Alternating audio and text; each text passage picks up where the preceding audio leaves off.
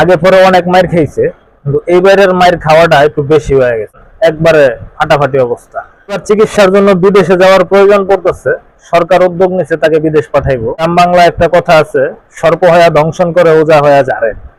পিটাইলো সরকারি লোকজন, সরকারি আবার সমবেদনা জানায় যে তার উপরে হামলা হয়েছে, ন্যাক্কারজনক হামলার তীব্র নিন্দা জানায়।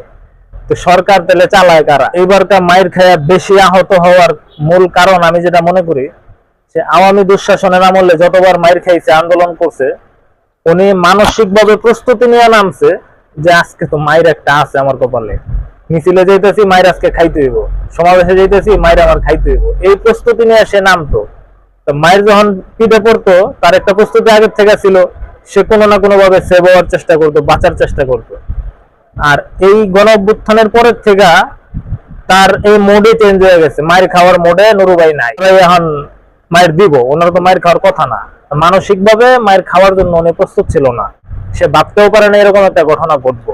তারপরেও যখন মায়ের খাইছে, সে ভাবছে হয়তো 2-4টা বাড়ি দিয়ে ছত্রভঙ্গ করে চলে যাবো, মানে তারা যে এইভাবে মারবো সে প্রস্তুত ছিল না, এই কারণে মাইরটা বেশি খাইছে। আর সে আরো মাথা উঠা সামনে এসে সে মায়ের থামানোর চেষ্টা করছে, আরে কি করতেছো, আরে আমার কিছু ঘটনা কি, কেমনে কি, মানে কিং কর্তব্য বিমর।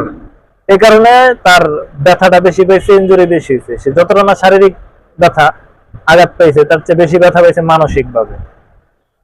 এই কারণে হয়তো ইনজুরিটা বেশি হয়েছে। ওনার মতন একজন যোদ্ধা, একজন লড়াকু লোক আমাদের খুব প্রয়োজন, জাতি খুব প্রয়োজন। জাতির ক্রান্তির লগ্নে উনি আমাদের জন্য অনেক মেহনত করছে, অনেক সংগ্রাম করছে। সর্বোপরি আমাদের নুরু ভাই আমাদের মাঝে আবার ফিরে আসুক, সবাই দোয়া করবেন। আসসালামু আলাইকুম রহমতুল্লাহ।